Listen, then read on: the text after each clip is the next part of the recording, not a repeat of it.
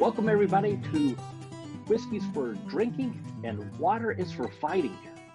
We're the podcast that talks all about all things water because water touches a lot of different aspects of our society, of different industries.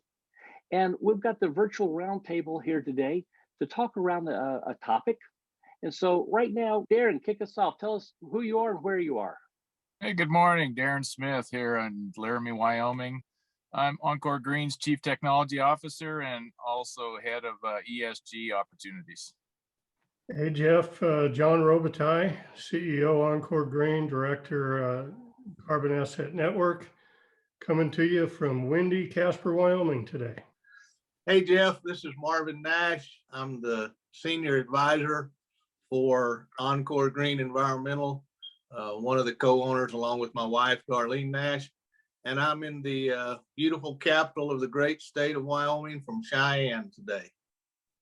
Morning, Jeff. Neal Fehringer in my bunker, hunked down from northern part of the country in Montana and Billings. This weekend we had snow and grizzly bears out walking through town. So interesting weekend. I am the agronomist for Encore Green and Carbon Asset Network. Very good. And I'm Jeff Holder. I'm the Director of Synergy for Ecological Solutions, the nonprofit whose mission is climate wellness through soil health.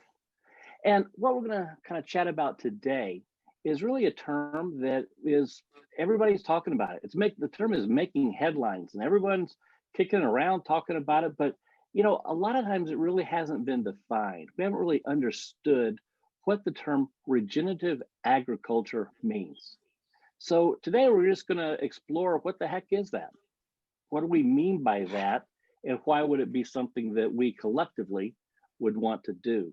So probably the best thing would be if maybe Neal, this is your area of science for decades, is agronomy. And so Neal, what is regenerative agriculture? Wow, that's a topic for decades of discussion, I think, Jeff. Regenerative ag, to me, means that we get the soil back to where it was before we started plowing it up, you know, in the 1800s and even before. For one thing, when I was at Colorado State University getting my agronomy degree, I took a dryland and agriculture class. And there, the professor taught us that when we broke the sod out, there was great soil structure, there was good organic matter. For the first 10 years after that, the organic matter remained pretty stable. And then over the next 40 years, it was a decline as we pulled that soil, cropped it every other year, and then summer follow in the off years. So it's been a slow decline of what's really important, organic matter, by tillage. And then also the destruction of the soil. By tillage, we destroy the soil structure. And, you know, somebody told me or mentioned at a conference that I went to, a soil health conference, that if you're out in the back 40 and it rains, do you drive through what has been tilled or do you drive across the pasture to get home? Well, you drive across the pasture because the soil structure is there. Plant roots and et cetera are going to keep you a better chance of getting home. You drive out into what has been tilled, you're going to sink probably as deep as it's been tilled because there's nothing there to hold you up. So I think that's the big thing as far as regenerative ag to me is quit tilling the ground. And some people say, well, it just can't be done. We've got to break it up so the water goes in. And when you till the ground, you decrease water infiltration. And as we try to produce crops these days to feed more and more people, we need to look at what is our water use efficiency? We have increased our water use efficiency greatly as we've moved from tillage to no-till because here in Montana, Colorado, across the Great Plains, including Montana, if we can keep the stubble standing, that traps the snow over the winter. I remember as a kid, when we blizzard in eastern Colorado, which is primarily how the snow came, that the snow would all end up in the stubble fields and it'd end up in shelter belts and it would blow off across the wheat fields that had been tilled that year. So now that we keep the stubble standing, we have by far less snow blowing and accumulating in homesteads, in borrow ditches and et cetera. So we're getting that storage, an increase in storage efficiency as well. So regenerative ag, coming back to that, is really, let's get back to, yes, we need to have this land for crop production, but how do we do it to be less invasive, in my opinion, to just bring it back to the way it was when, as I will say sometimes, Jesus was in junior high. So that is really what the goal is. And it's not rocket science. You just need to quit tilling the ground as much. And then there's new equipment that allows the plant no-till much more efficiently. Another example of what the difference between tillage and no-till is, I have a client that they raise sugar beets. And of course, that is quite, in the harvesting of sugar beets requires some destruction of the soil structure because you have to lift the beets out of the ground. But, or before they tilled, when they tilled and raised sugar beets, and we'd get rain, they would have to wait, probably 3 days longer than their neighbors that had sandy soil to go back in and start harvesting the sugar beets. Now that they've gone no-till, they get to start as earlier than their neighbors that have sandy ground that are still tilling. So just because we have maintained that soil structure and the trucks stay up, you don't have these large ruts out there and ripping up equipment. So anyway, that's my first take on regenerative ag, is getting back to the way it was before we started tilling it. All right, well, great, Neal. Thanks for that overview. So you mentioned no-till, and what does that really mean? Because as I understand it, a plow is drug across the ground, and that's how you till. So what is a no-till? Is it a different kind of a plow, or how does that work? Well, no-till would mean that we just plant without tilling the ground, and so there's. But how do you? ways. But how do you get the seed, right? You got to have it. How do you get the seed in the ground if you're not plowing? Tell me that. The drills or planters still have to stick it in the ground. They have had to beef them up because the ground isn't as soft. So for instance, corn and soybean planters, they have now put on row cleaners. There are little star wheels that push the trash off to the side. So you have a little more clean ground where you're going to plant. And the planter rows maybe 15 inch, 22 inch, 24, 30 inch. And they're just cleaning a little space, but leaving the residue between the rows. Yeah, they've had to maybe add weights to the drills. So there are basically two openers, disc openers, where they'll make a little slice in the ground big enough for the seed to drop in. And then there's O drills, which there is a spear point, and they've narrowed the points up. Some guys used to have like 9-inch shovels on, or 6-inch shovels. Now they have like, 3/4 inch. Well, if you aren't opening such a big area, you don't need near the force drills have become, much more sturdy, and when going through the ground, it gets to the point where it softens up as you do more no-till over the years. Jeff, I think one of the interesting things that I'm taking away from Neal's explanations and stuff is that we have an idea, a scientific approach, but then we have agriculture technology being adapted to help us meet that goal. And when we come back to our topic of whiskey is for drinking and water is for fighting, supply and demand and necessity drives innovation and technology.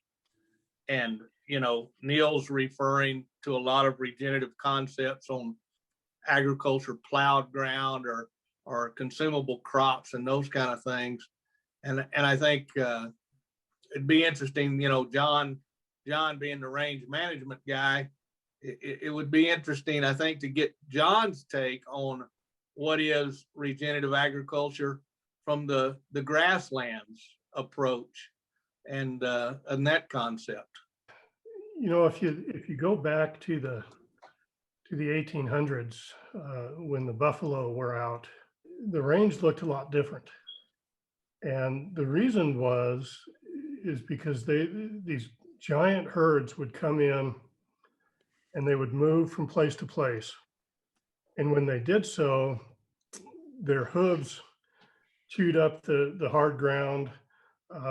They basically mowed the grass, and then they left a lot of fertilizer, and then they moved. The difference now, what we've seen over the years, is those grasses don't really get that opportunity to rest quite as much as they did back then. And so what regenerative agriculture in terms of grazing is suggesting is using that type of buffalo model where you have a large number of animals on a small piece of land and you graze it, and you graze it pretty hard.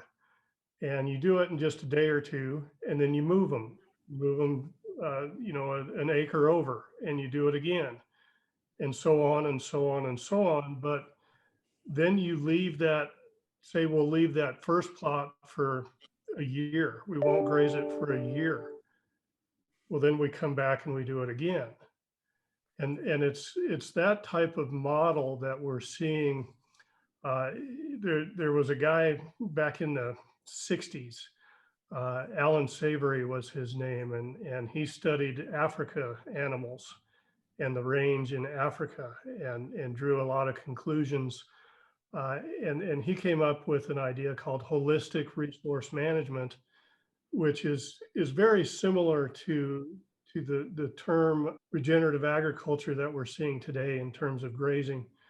We want to use our animals to really utilize the grasses and the range plants in a way that those grasses and range plants have evolved so that they can be more beneficial, they can grow better. You get a much better diversity of plants because as you're moving your animals from side to side, when they drop their fertilizer, they're also dropping seed. And so you get a much better diversity of your rangeland. And when you do this, of course, as Neal was suggesting, we're also improving the soil. We're improving the soil because we're leaving trash. We call it trash, but it's actually just some dead plant material and some what we're calling fertilizer. But you're also improving the microbial activity in the soil, which in turn will create much better soil profiles. You're increasing your soil organic carbon. You're increasing your root systems. By doing all of this, the water that falls on that ground actually has a much better infiltration rate than it would otherwise. So you do not see runoff. You actually see that water being put back into the soil at a better rate, and everything just improves as you go forward from there. So on the range side, that is what we're looking at more in terms of regenerative agriculture, which in turn, one thing that gets lost when we talk about agriculture is wildlife. And of course, the wildlife benefits tremendously as well. So that's what I've seen in terms of the range side on regenerative agriculture. Jeff, we've kind of gotten really deep in the woods with the first two questions. Darren, so you're probably one of the few guys at this roundtable that has filled out an ESG farm. And I think environmental social governance is probably driving the conversation in some ways about what can regenerative agriculture do. Is regenerative agriculture the solution or the answer to the ESG demand? From a scientific farmer energy company employee that had to do that, what's kind of your takeaway? And then Jeff, it's going to be your job as the head of Synergy for Ecological Solutions, because everything we're talking about involves funding. It involves economics to accomplish whatever regenerative agriculture gets to be. So let's see if we can get a comment from Darren, and then Jeff will come back and see what your thoughts on are how do you pay for all this? What does a nonprofit do? So, hey, Darren, why don't you give us your thoughts? Because like I say, you're the only guy that filled out the ESG papers. Yeah, that's right. And actually, and I'm real happy we have the ag guys on this panel too. But you know, I'm the water guy, but it seems to me regenerative agriculture is a term that's kind of like Greek yogurt to me. Everybody kind of directionally knows what it is, sort of, but there's really no recipe for it. And so I think what we've heard from Neal and John already is that, look, to regenerate the soil from the damage it's sustained is you do a couple of things. You quit tilling it, you quit beating it up, and then you add fertilizer to it, right? And then you graze it. You put stress on the plants because that's how they've evolved and they respond. And when they respond, they improve the health of the soil. But the one thing I don't think we've talked about yet is probably the quickest and most feasible way to get our soil regenerated is to put water on it. And so that's the other way. So we've got grazing, we don't till it anymore. We add fertilizer, but we add water. So it almost seems like the settlers in the 1800s that were fighting for the water, they may not have known it at the time. They fought for it because they knew it was the only way that they could grow the plants that they needed to get through the winter. But at the same time, it was the water that was needed to allow them to not only grow that year's crop, but also keep the soil healthy enough to grow the next year's crop and so on, and make a living on the land they had. So from an ESG perspective, there's a lot of benefits that are available to participating in projects that regenerate soil or regenerative agriculture projects. And number one is, just as I talked about, if you have water available and it can be applied to the soil, that's probably the number one activity that companies can participate in to improve soil health. So, and it's also, and that's why I think beneficial use of water gets so much attention around the ESG space. So rather than disposing of a valuable resource, beneficial using the water benefits the land, benefits agriculture, benefits communities, benefits landowners. And that's why there's a real emphasis put on doing the right thing with water. So that's an opportunity for companies. And then getting back to what John and Neal were talking about, the whole point of getting organic matter back in the soil is to lock up carbon. So soil organic carbon is organic matter. And by doing so, by improving the organic content of the soil, you remove CO2 from the atmosphere. Simple as that. So there's an opportunity here, a real feasible, measurable, quantifiable opportunity to mitigate carbon emissions.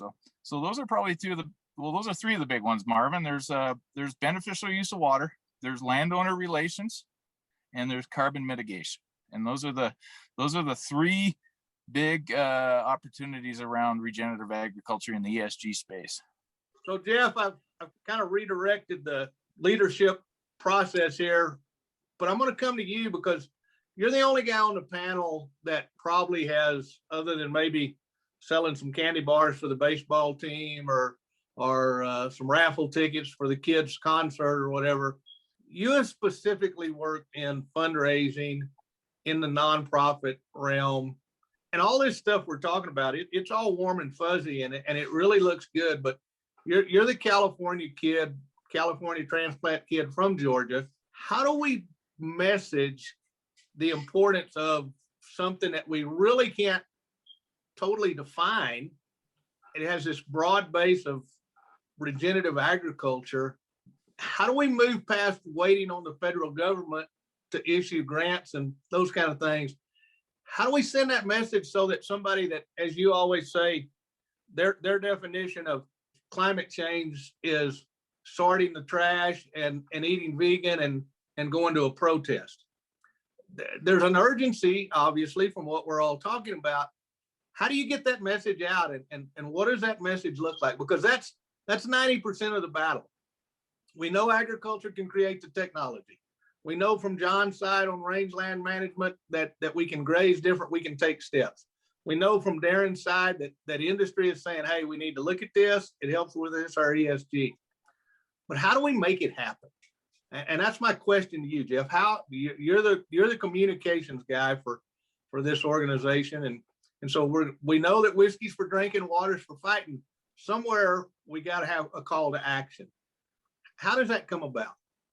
what we're really talking about is moving really from theory to practice, because we say, hey, everybody ought to use this no-till drill. Everybody ought to do this. Everybody ought to do that, right? Because the benefits are enormous, yet any individual rancher or farmer trying to do regenerative ag has the burden of that they're already in a low margin industry. Agriculture is a low margin industry, and it has a lot of perils to it because it's dependent upon weather and bug infestation and all sorts of things. So essentially, we got these people who they need some financial help in order to buy that no-till drill, to buy the different kinds of labor to help them do the practices where you're moving the cows from this acre over to this acre. The cows just don't do it themselves. I mean, the theory is we ought to move the cows, but the practicality is we probably need additional labor to move the cows, So the way that I see that we're attempting to try to communicate is first through education. Because we live in the world, especially when we talk about environmental issues, we live in the world of theory.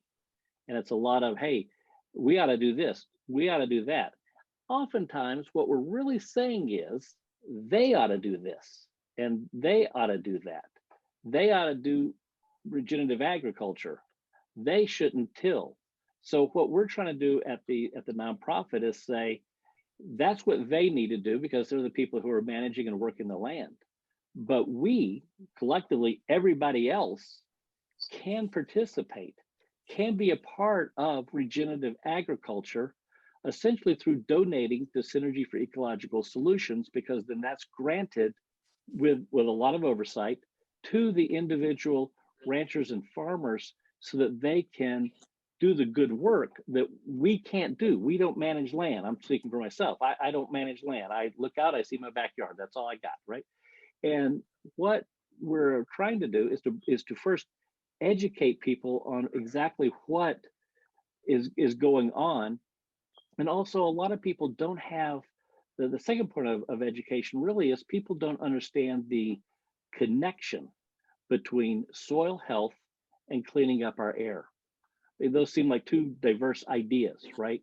Just because the message has been so strong that the only way we can clean up our air is to get cars off the road. That's been the only solution. Yet there is an additional solution, and that's really what we're talking about here today. And I'll pull all the pieces together. For instance, we want to clean up the air, which is defined really as pulling carbon from the air.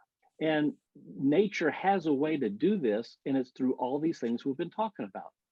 Increased soil health leads to greater vegetation, which then leads to greater photosynthesis. We talked about just that big long word on one of our podcasts earlier. You can check it out on the links there. The photosynthesis process pulls carbon from the air, traps it in the soil, and releases greater oxygen back into the air. And while we might have all learned that at some point or filed it away as a little bit of just information, that is the linchpin. And so we have to be communicating this message out to people to say, look, here's how you can actually change the environment. Not how you can stop them, the oil company, from putting more cars on the road, how you can stop them from the people who won't recycle their trash. Don't worry about them. You can focus on you, right? And so we're trying to tell that story, draw that connection, because I think there is an untapped desire on behalf of a lot of people to try to help our environment.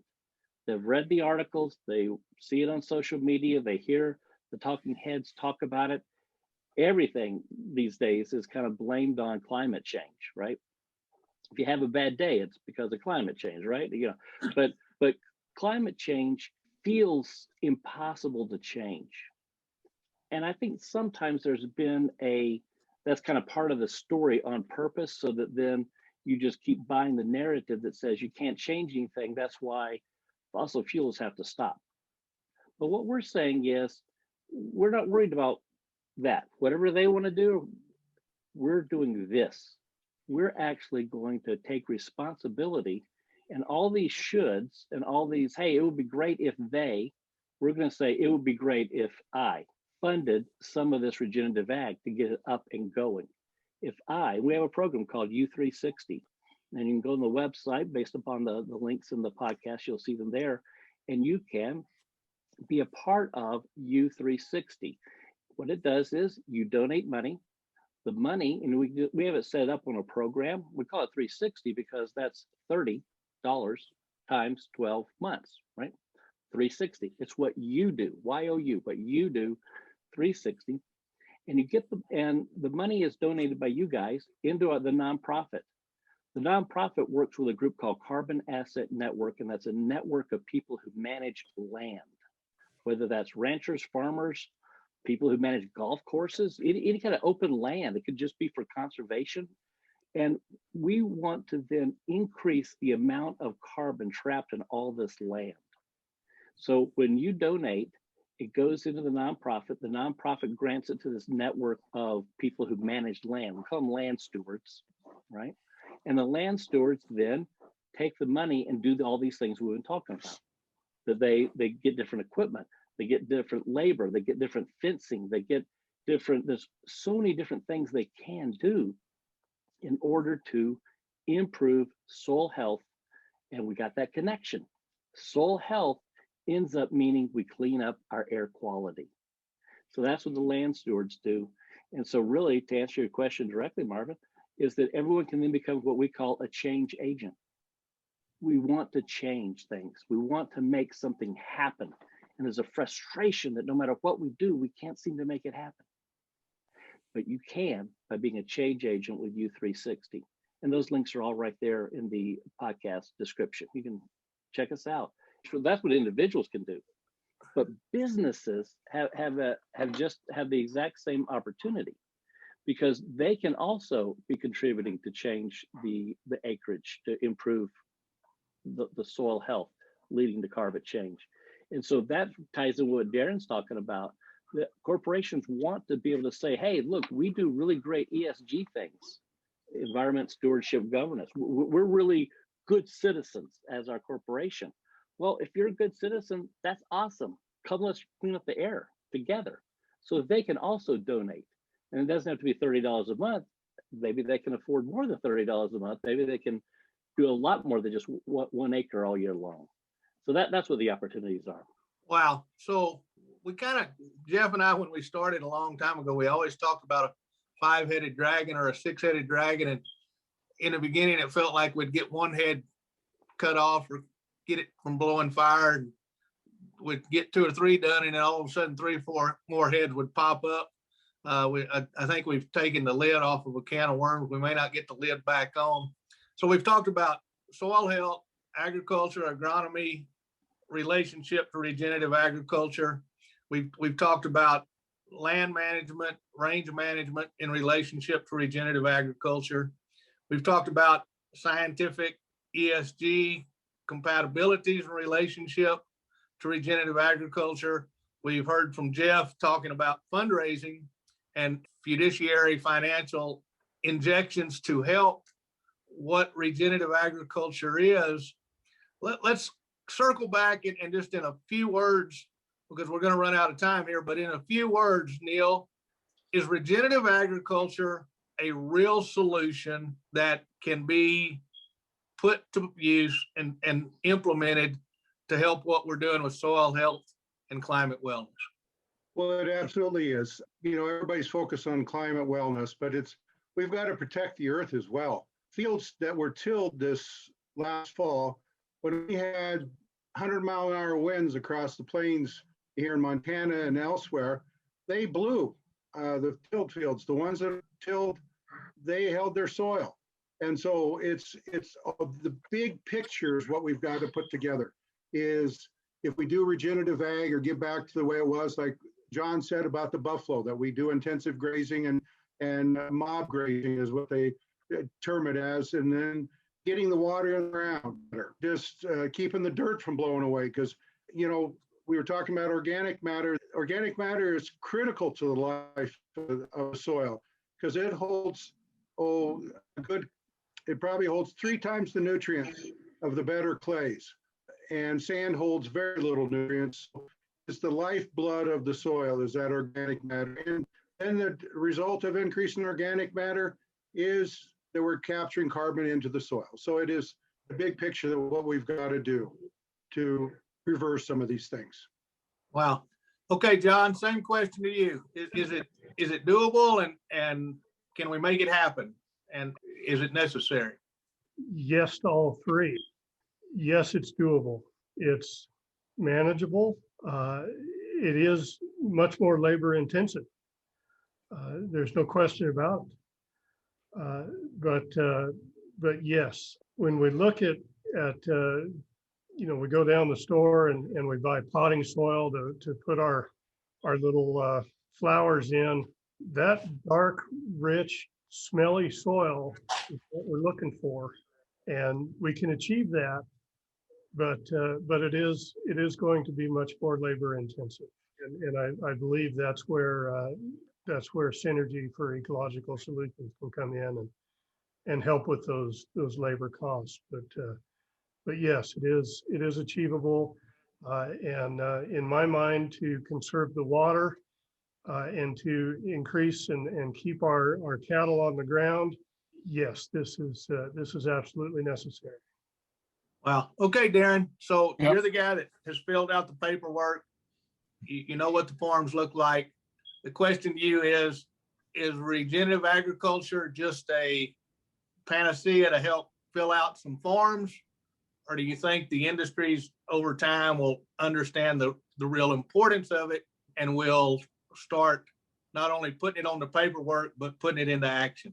Is this something that you think not only the fossil fuel, but other industries also, is this something that you think they will put into play? Absolutely. Yep. Every industry that disposes of water wants to do something better with it.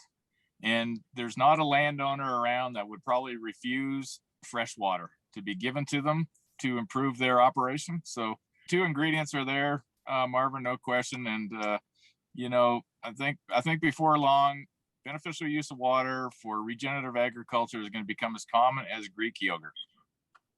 Wow. Okay, Jeff, we've told you all our problems. We've cried all our tears. We've talked about what we need to do. Is it fundable? Can we get society as a whole to make that step?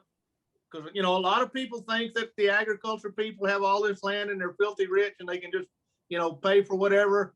The oil and gas company has all the money in the world. They ought to pay for everything. Is that desire for the individual to be a good steward, is that doable? I believe it's doable to the extent that people will help fund this because they want to achieve the end goal. We give a lot of talk about that we want to change the world and we want to be environmentally friendly and we got to stop this and stop that. And quite frankly, this is really where the rubber meets the road. This is where we really move from theory and talking about what they should do and start talking about what we can do. And so I believe it is, because I believe that people at the end of the day truly want to make a difference and truly want to help our, as Neal said, our whole earth, our whole planet, the dirt, the air, the water. We want to make it all better. And I do believe people will embrace that. Yeah. I want to say one other thing too. I mentioned that any industry that has wastewater that they're disposing of wants to do something different with it, more responsible with it. And I think all they need is help to help them navigate through the regulatory permitting and the technology match for their water. And it can be looking at it, trying to break out of the status quo of disposing of your wastewater is sometimes tough. You've got a business model around it. It's how you've always done it. It's the standard in the industry, but breaking through the status quo and doing something more responsible with water, these companies need a little help with that. They need to be able to they need to be confident that they're doing it in a way that's not conflicting with the regulatory programs in their different states. And frankly, cleaning up water requires a technology. So they need that help too. So that's also what we provide. Wow, we've kind of gone at length. This is a really, like Neal said, this is a really big subject. Even as we we're doing our podcast. I've gotten 2 phone calls from farmer ranchers that we have MOUs with. So Jeff, I guess we better wrap this one up. I need to make a couple of phone calls because I got guys that want to talk about regenerative agriculture. Well, that's fabulous. And that's exactly what we're looking to do, is to try to achieve greater environmental health, right? That's what all this is about. So we appreciate you joining us. We thank you for tuning in. Our podcasts are available brand new every Friday. Rank us, rate us, review us, subscribe to us, all those things that every podcast always asks you to do. It really helps us keep this going. And we would love to hear from you. Comments you like, comments you don't like. Let us hear from you. You can follow a couple of links and that'll be in the show notes. Synergy for Ecological Solutions. It's a big long phrase, but it's all treated as one word, .org. And also EncoreGreenEnvironmental.com is the water aspect of this, as Darren was describing. We look forward to seeing you next time. Remember that water is always still for fighting.